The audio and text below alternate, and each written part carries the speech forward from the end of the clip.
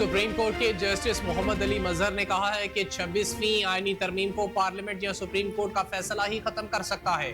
Benches इख्तियारात case में justice Mohammad Ali मजहर ने आईनी बेंच के फैसले से इत्तेफाक करते हुए 20 सफ़हात पर मुश्तमिल नोट जारी कर दिया।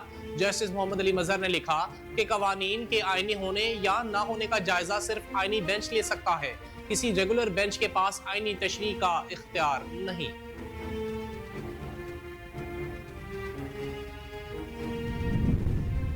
पाक बहरिया की अमन मशकों के तीसरे रोज कराची में महफूज समुंदर खुशहाल मुस्तकबिल के अनवान से पहले अमन डायलॉग की इफ्तिताही तकरीब मुनाकिद हुई, जिसमें अमन डायलॉग में शरीक ममालिक की बहरी अफवाज के चीफ ऑफ नेवल स्टाफ और दीगर अहदेदार शरीक हुए। वज़ीर दिफा ख्वाजा आसिफ तकरीब के मेहमान खसूसी थे। तकरीब से खिताब में वज़ीर दिफा ख्वाजा आसिफ का कहना था कि दुनिया बड़ी मुआशी तब्दीलियों से गुजर रही है। तजारती टैरिफ एक बड़ा चैलेंज बनकर सामने आया है। सरबराह पाक बहरिया एडमिरल नवीद अशरफ ने अमन डायलॉग के शुरुका को खुशामदीद कहते हुए कहा कि अमन डायलॉग मशरिक और मगरिब के दरमियान एक पुल का किरदार अदा कर रहा है। सेनेटर मुशाहिद हुसैन सैयद ने तकरीब से खिताब में कहा कि पाकिस्तान ने भी शरीक मुल्कों के दरमियान तजारत और रवाबित के फरोग के लिए कोशा है।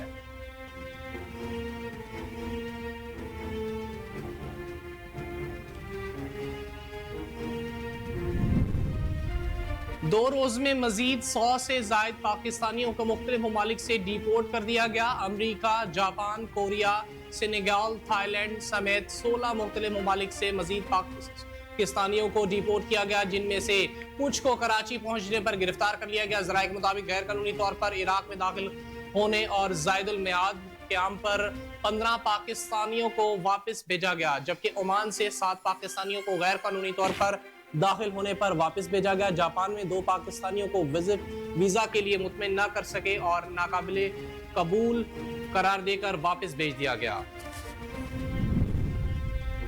नायब वज़ीर आज़म और वज़ीर खारजा इसहाक डार और ईरानी हम मनसब का टेलीफोनिक रब्ता हुआ है। तर्जुमान दफ्तर खारजा के मुताबिक इसहाक डार से ईरान के वज़ीर खारजा सैयद अब्बास ने टेलीफोनिक रब्ता किया, जिसमें दोनों वज़रा ने मशरिक़ वस्ता की सूरत हाल पर ख़ुसूसी तवज्जो मरकूज़ की। फ़रीक़ैन गज़ा में फ़लस्तीनियों की मुसलसल हालत ज़ार पर तबादला ख़याल किया।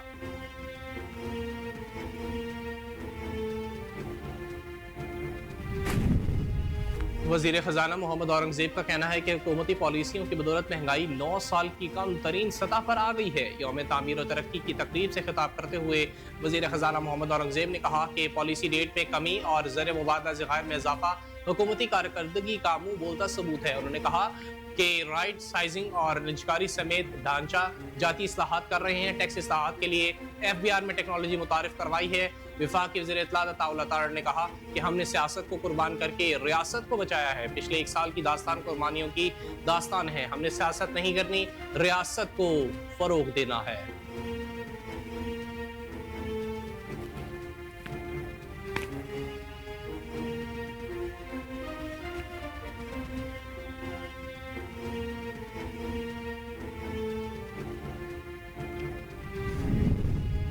पंजाब धीरानी प्रोग्राम के तहत 1500 इज्तिमाई शादियों का पहला मरहला मुकम्मल हो गया, जबकि दूसरे मरहले के लिए मजीद 1500 शादियों के लिए दरख्वास्तों की वसूली का आगाज हो गया। पंजाब धीरानी प्रोग्राम के लिए दरख्वास्तें ऑनलाइन पोर्टल पर घर बैठे जमा कराई जा सकती हैं। दरख्वास्तें डिप्टी डायरेक्टर सोशल वेलफेयर के ज़िली ऑफिस में भी जमा कराई जा सकती हैं।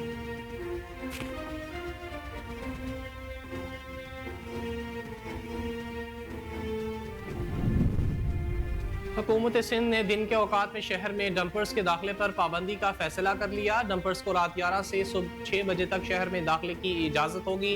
वज़ीर आला सिंध की हिदायत पर चीफ सेक्रेटरी सिंध ने ट्रैफिक हादसा के हवाले से हंगामी इजलास का इनेकाद किया। इजलास में Sindh solid waste management board को 3 माह के अंदर ऑपरेशन रात के टाइम शिफ्ट करने का हुक्म दे दिया गया।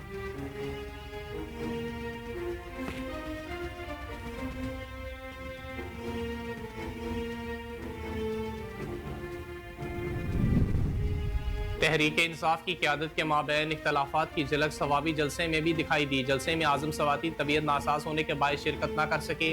शेर अफजल मरवत को स्टेज पर बैठने की जगह मिलने में भी दुश्वारी का सामना करना पड़ा। उनकी अचानक एंट्री पर कारकुनों ने इस्तकबाल किया, ताहम उन्हें खिताब की दावत न दी गई। शेर अफजल मरवत का कहना था कि अगर क़यादत मेरे आने पर नाखुश थी तो पहले बता देती।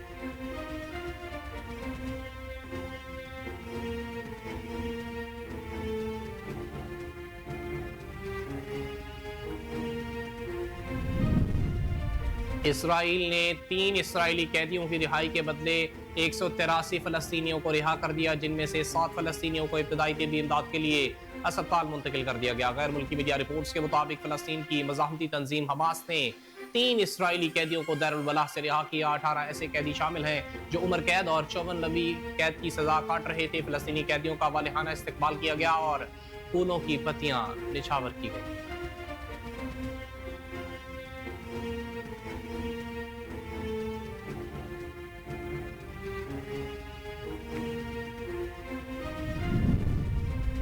खरबों डॉलर्स की अदायगी करने वाले हुकूमती निज़ाम से मुताल्लिक हसास मालूमात अफशा होने के खदशे के पेश नज़र अमरीकी अदालत के जज ने इलॉन मस्क की टीम को हुकूमती निज़ाम तक रसाई से रोक दिया। इलॉन मस्क ने अदालती फैसले पर बरहमी का इजहार करते हुए फैसले को पागलपन करार दिया और जज को सरगर्म कारकुन भी कहा। उनका कहना था कि टैक्स दहिंदगान की रकम फ्रॉड से बचाएंगे कैसे अगर इसका इस्तेमाल ना हो पता हो।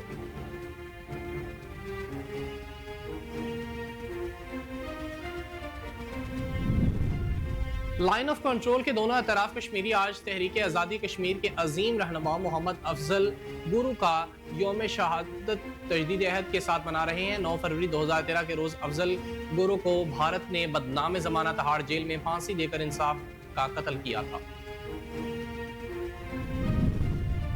कौमी क्रिकेट टीम के कप्तान मोहम्मद रिजवान ने फास्ट बॉलर हारिस रऊफ की इंजरी के हवाले से इत्मीनान का इजहार किया है।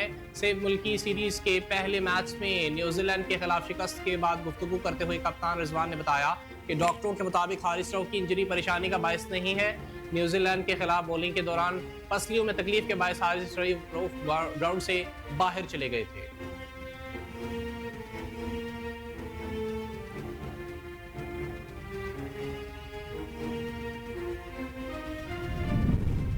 और पाकिस्तान और न्यूजीलैंड के दरमियान से अफ्रीकी सीरीज के पहले मैच के दौरान माथे पर गेंद लगने से जख्मी होने वाले कीवी खिलाड़ी राजन रविंद्रा की हालत बेहतर है। तर्जुमान न्यूजीलैंड क्रिकेट टीम ने बताया कि राजन के माथे पर बाल लगने से कट लग गया था। उन्हें 38वें ओवर में गेंद माथे पर लगी थी। कीवी ऑलराउंडर की ग्राउंड में ट्रीटमेंट की गई। ताहम अब तर्जुमान का बताना है कि राजन रविंद्रा इस वक्त बेहतर महसूस कर रहे हैं।